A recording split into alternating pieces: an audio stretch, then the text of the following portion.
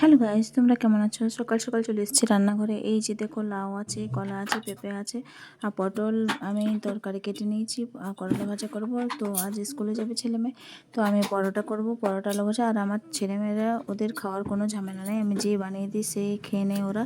তো ওদের আলু পুর দিয়া যে পরোটাটা থাকে ওটা ওদের ফেভারেট।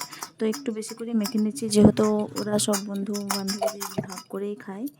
তো আমার এদিকে আটা মাখা হয়ে গেছে। এবার আমি পরোটাগুলো বেলে নেব। আর সব সবজিগুলো দেখো, আলু ভাজা আমি ভাপিয়ে রেখেছি, করলাগুলো একটু ভাপিয়ে রেখেছি আর গোল গোল করে কাটিনি, একটু কুচি কুচি করে কেটেছি।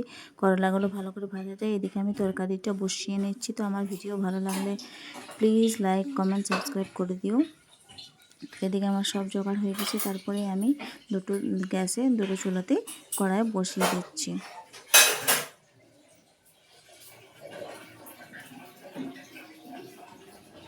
তোর সঙ্গে থাকো, পুরো ভিডিওটা দেখতে থাকো।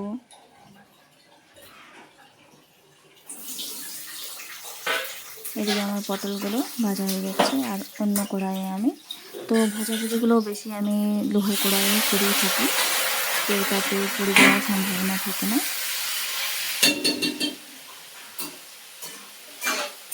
আর যতক্ষণ রান্না ক্যামেরার সামনে তোমরা দেখছো পরিষ্কার পরিচ্ছন্ন, কিন্তু বেসিনটাতে প্রচণ্ড অনেক বাসন জমে থাকে।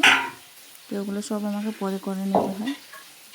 তো খেয়ে যাবে 9টার সময়, তো আর আগে আমাকে সব রেডি করে নিচ্ছে। ভাত আমার হয়ে গেছে আর ছেলে মেয়ে খেয়ে যাবে মার ভাত আলু মাখা, তো আর নিয়ে যাবে পরোটা আলু ভাজা।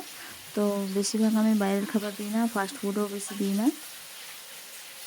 এর মধ্যে দেখো কারেন্টও চলে গেল। তো ভিডিওটি ভালো লাগলে লাইক